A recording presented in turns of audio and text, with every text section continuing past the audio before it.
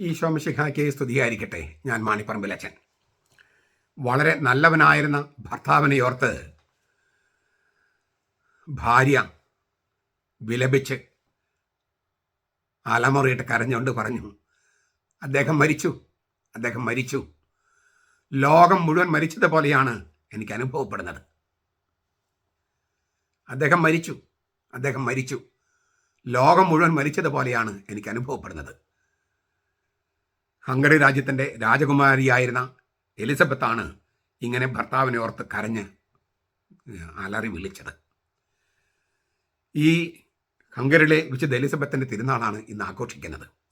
1207 അവർ ജനിച്ചത്. 1231 അവർ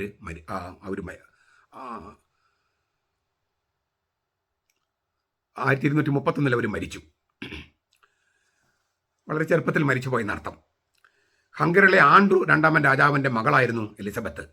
അമ്മയുടെ സഹോദരിയാണ് വിശുദ്ധ ഹെഡ്വിഗ്. ഫ്രാൻസിസ്കൻ 3-ാം സഭയിൽ അംഗമായിരുന്നു എലിസബത്ത്. 14-ാം വയസ്സിലാണ് കല്യാണം. ലുഡ്വിഗ് 4-മനായിരുന്നു ഭർത്താവ്. 20-ാം വയസ്സിൽ വിധവയായി. 6-ാം കുരിശ് യുദ്ധത്തിന് പോയ ഭർത്താവ് തിരിച്ചെത്തിയില്ല. ഇറ്റലിയിൽ വെച്ച് അദ്ദേഹം പനി ബാധിച്ച് മരിച്ചു. 1227 അത്. ഭർത്താവിൻ്റെ മരണത്തിന് ശേഷം തൻ്റെ സ്ത്രീധനമെല്ലാം എടുത്ത് ഒരു ആശുപത്രി പണിതു എലിസബത്ത്. 28 കിടക്കയുള്ള ഒരു ആശുപത്രി. 13-ാം നൂറ്റാണ്ടിലെ കാര്യം പറയണേ. അവിടെ രോഗികളെ കൊണ്ടുവന്ന് ചികിത്സിച്ചു. കമ്പിളിപ്പുതപ്പുകൾ നെയ്തുണ്ടാക്കി ദരിദ്രർക്ക് വിതരണം ചെയ്തു. ഒരു രാജ്യത്തിൻ്റെ രാജ്ഞിയാണ് ഇങ്ങനെയൊക്കെ ചെയ്തെന്ന് ഓർക്കണം.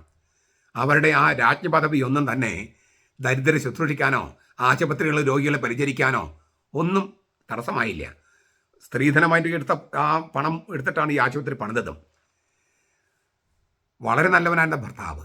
അപ്പം നല്ല ഒരു ഭാര്യ, പിന്നെ വിധവയായി, പിന്നെ അവരുടെ സമ്പത്ത് മുഴുവൻ ഇതുപോലെ ദരിദ്രർക്ക് ദാനം ചെയ്ത്, അങ്ങനെ ഈ സ്വർഗരാജ്യത്തെക്കുറിച്ചുള്ള ആ സങ്കല്പത്തിൽ, അല്ലെങ്കിൽ സ്വർഗരാജ്യം എന്ന യാഥാർത്ഥ്യം അവരിപ്പോഴേ അനുഭവിച്ചു.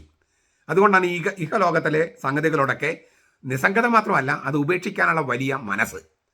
ഈ യേശുക്രിസ്തു എന്ന നിധി അവർക്ക് കിട്ടിയതുകൊണ്ട് ഇഹലോകത്തിലെ രാജ്ഞിപദമോ സമ്പത്തോ സ്ഥാനമാനങ്ങളോ പദവികളോ അതൊന്നും തന്നെ അവരെ ഈ ഭൂമിയിലേക്ക് വലിച്ചിങ്ങനെ കീഴ്പൊട്ടിങ്ങനെ ഇങ്ങനെ വലിച്ചു കെട്ടിയില്ല.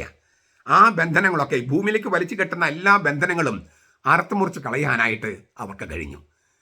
അങ്ങനെ വിശുദ്ധിയിൽ ജീവിച്ച് വിശുദ്ധയായി മരിച്ച് വിശുദ്ധയായി പ്രഖ്യാപിക്കപ്പെട്ടു. നമുക്കത് വലിയ പ്രചോദനമാകട്ടെ. ഈ ഭൂമിയിൽ എല്ലാ ബന്ധങ്ങളടക്കം എല്ലാം നമ്മൾ ഉപേക്ഷിക്കണം. അപ്പോൾ ഭാര്യാഭർത്തൃ ബന്ധമാണെങ്കിലും മക്കളോടുള്ള ബന്ധമാണെങ്കിലും ഉദ്യോഗമോ പണമോ എന്തുമാകട്ടെ, പദവിയോ, അതിനോടെല്ലാം ഒരു നിസ്സംഗത മാത്രമല്ല, അതൊന്നും നമ്മളെ വലിച്ച് താഴേക്ക് ഇങ്ങനെ ഭൂമിയിലേക്കുള്ള ഒരു ഗ്രാവിറ്റേഷണൽ ഫോഴ്സ് പോലെ, ഗുരുത്വാകർഷണം പോലെ നമ്മളെ പിടിച്ചു കെട്ടാതെ കുറച്ചുകൂടിയും അനന്ത വിഹായസിൽ ബഹിരാകാശത്ത് സഞ്ചരിക്കാൻ പറ്റുന്ന തരത്തിൽ വിശ്വാസത്തിൻ്റെ ഒരു റോക്കറ്റ് നമുക്ക് വേണം. വിശ്വാസ റോക്കറ്റ്, അതിലൂടെ ഒരു ഉന്നതമായ ഭ്രമണപഥത്തിലേക്ക് പോകണം, എലിസബത്ത് പോയതുപോലെ. അങ്ങനെ പോകാൻ നമുക്ക് സാധിക്കട്ടെ. കർത്താവ് നമ്മുടെ കൂടെ ഉണ്ടാകട്ടെ. നമ്മുടെ കർത്താവ് യേശു മിശിഹായുടെ കൃപയും പിതാവായ ദൈവത്തിൻ്റെ സ്നേഹവും പരിശുദ്ധാത്മാവിൻ്റെ സഹവാസവും നാം എല്ലാവരോടും കൂടി ഉണ്ടായിരിക്കട്ടെ, ഇപ്പോഴും എപ്പോഴും എന്നേക്കും. ആമേൻ.